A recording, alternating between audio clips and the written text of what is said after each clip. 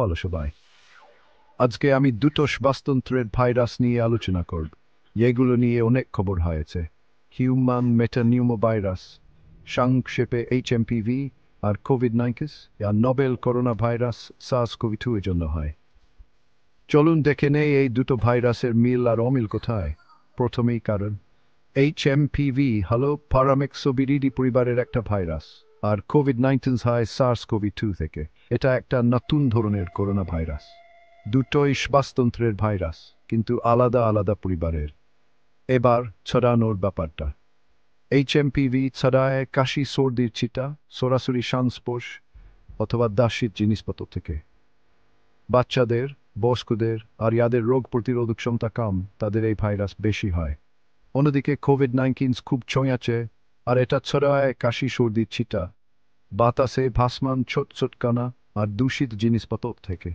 এটা কোনো বয়সের মানুষকে আক্রান্ত করতে পারে, কিন্তু বয়স্ক আর যাদের আগে থেকেই অন্য রোগ আছে, তাদের বেশি কষ্ট হয়। লক্ষণের কথা বলা যাক। HMPV এর লক্ষণগুলো হলো কাশি, জুবুর, নাকবন্ধ, শ্বাসকষ্ট আর হুইজি। গুরুতর ক্ষেত্রে ব্রঙ্কিলাইটিস বা নিউমোনিয়া হতে পারে, বিশেষ করে বাচ্চাদের আর বয়স্কদের।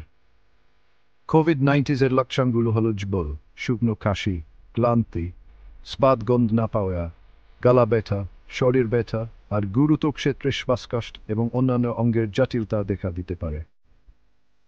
এরপর ইনকিউবেশন পিরিয়ড সাধারণত 6 দিনের মধ্যে লক্ষণ দেখা দেয়, আর কোভিড-19 এর ইনকিউবেশন পিরিয়ড 8 দিন, সাধারণত 7 দিন। রোগ নির্ণয়ের পদ্ধতিও আলাদা। HMPV নির্ণয় করা হয় PCR বা অ্যান্টিজেন টেস্টের মাধ্যমে। কোভিড-19 নির্ণয়ের জন্য PCR র্যাপিড অ্যান্টিজেন টেস্ট আর অ্যান্টিবডি টেস্ট ব্যবহার করা হয়। চিকিৎসার ক্ষেত্রে HMPV এর জন্য পর্যাপ্ত তরল পান করা এবং জ্বর নিয়ন্ত্রণ করা হয়। এর জন্য কোনো নির্দিষ্ট অ্যান্টিভাইরাল বা টিকা নেই।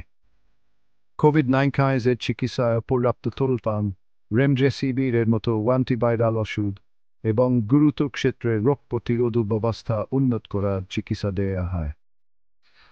এছাড়া টিকা সহজলভ্য এবং গুরুতর অসুস্থতা প্রতিরোধে কার্যকর। এই সংক্রমণগুলো প্রতিরোধ করা খুবই গুরুত্বপূর্ণ। HMPV এর জন্য হাত ধোয়া এবং আক্রান্ত ব্যক্তিদের সঙ্গে পরিহার করা জরুরি।